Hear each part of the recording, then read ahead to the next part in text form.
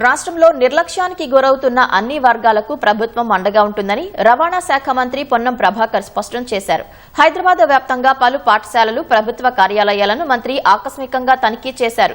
Shaikpet revenue కార్యాలయంలో ప్రజాపాలన దరఖాస్తుల్లో technical సమస్యలపై సిబ్బందిని ఆరా తీశారు. ఇందిరమ్మ ఇళ్ల కేటాయింపు సర్వే పారదర్శకంగా జరగాలని ఆదేశించారు. గోల్కొండ మైనారిటీ గురుకుల బాలుర పాఠశాలలో విద్యార్థులతో కలిసి మధ్యాహ్న భోజనం చేసి వారి సమస్యలు అడిగి తెలుసుకున్నారు. అనంతరం జాతీయ రహదారుల భద్రతా మాసోత్సవాల్లో భాగంగా ఎస్ఆర్ నగర్ లో పోలీసు, ట్రాఫిక్ అధికారులతో సమావేశమైన మంత్రి రోడ్డు ప్రమాదాల నివారణకు చేపట్టాల్సిన చర్యలపై చర్చించారు.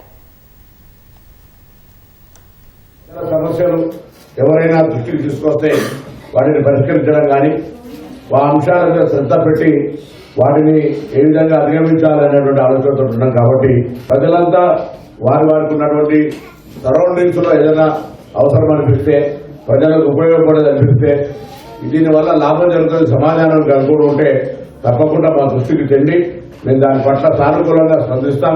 ఈ ప్రజాపాలన ప్రభుత్వం, గౌరవ ముఖ్యమంత్రి రేవంత్ రెడ్డి గారి నాయకత్వంలో ఉన్నటువంటి కేబినెట్ కానీ, ప్రభుత్వం కానీ, అధికారులు కూడా సానుకూలంగా ఉంటారు.